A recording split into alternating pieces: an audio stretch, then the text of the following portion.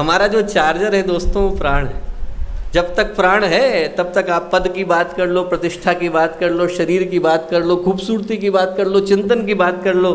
Charger निकल गया, एक बार जो है मौत ने आकर ज़िंदगी के आगे फुल स्टॉप लगा दिया, तो उसके बाद आप चाहे नोबेल प्राइज़ विनर रहे हों, चाहे ओलंपिक मेडलिस्ट रहे हों, प्रख्यात विद्वान रहे हों, दुनिया के कोई भी शख्सियत रहे हों, एक बार भगवान ने आपके प्राण को हटा लिया तो उसके बाद हम इतिहास के पन्नों का हिस्सा बन जाते हैं। जो कीमत है वो हमारे शरीर की नहीं है, प्राण की है। किसी के अंदर प्राण हो तो हम कहते हैं देखो कितना प्राणवान व्यक्ति है, तपस्वी है, मनस्वी है, विचारवान है, प्रतिभाशाली है। हम कहते हैं देखो इसके अंदर कितना प्राण है।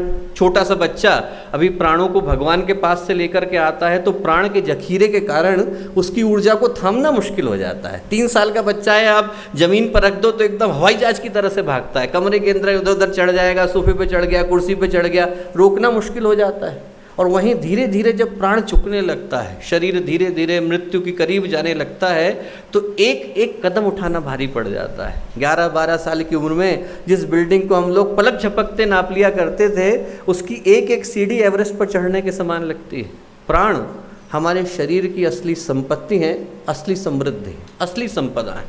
और इस सृष्टि में प्राणों को पहुँचाने की भगवान की एक व्यवस्था है जिसका नाम है भगवान सूर्य।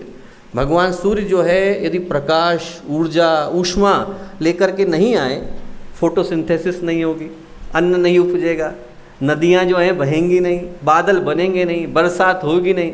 बेसिकली इस सृष्टि का कोई काम भगवान सूर्य के बगैर नहीं होगा। सूर्य है तो पूरा का पूरा अस्तित्व है। और इन्हीं भगवान सूर्य का, इस बात को आप ध्यान से सुनिएगा, इन्हीं भगवान सूर्य के 2 रूप हैं। एक तो स्थूल रूप है और एक सूक्ष्म रूप है। स्थूल रूप से हम लोगों के पास प्रकाश आता है, और प्रकाश जो आता है वो हमारे जीवन को वायुमंडल दे करके जाता है, ऊर्जा ऊष्मा दे करके जाता है। स्थूल सूर्य का जो माध्यम है वो है प्रकाश, और सूक्ष्म सूर्य का जो माध्यम है वो है प्राण। स्थूल सूर्य को धरती तक लाने का माध्यम प्रकाश की किरणें बनती हैं, और सूक्ष्म सूर्य को प्राण को लाने का माध्यम गायत्री मंत्र के शब्द बनते हैं। हमारी अंतरात्मा में सूक्ष्म सूर्य के पास से जो प्राण लेकर के आ रही है शक्ति, वो गायत्री मंत्र की शक्ति है, पूर्ण रूप से वैज्ञानिक। आप यदि वेदों के अंदर गायत्री मंत्र की व्याख्या को पढ़ें तो शतपथ ब्राह्मण में ऋषि कहते हैं गयान प्राणान त्रायते सा गायत्री। जो प्राणों की रक्षा करती है वो गायत्री कहलाती है। क्यों कहा? इसीलिए कहा क्योंकि प्राणों का एक एक जो कण है वो गायत्री मंत्र के एक एक शब्द से निकल करके आया है। पुराण को पढ़ेंगे तो पुराण कहते हैं गातारम त्रायते यस्मात् गायत्री तेन गीयते। जिसको गाने से त्राण हो, जिसको गाने से हमारी रक्षा हो, वो गायत्री कहलाती है। तंत्र को पढ़ेंगे तो तंत्र में गायत्री मंत्र के लिए कहा गया है तारक मंत्र, जो भव सागर से पार कराए, वो गायत्री का मंत्र है। तो कहने की बात एक ही है दोस्तों कि हमारे जीवन में प्राणों को लाने का माध्यम गायत्री।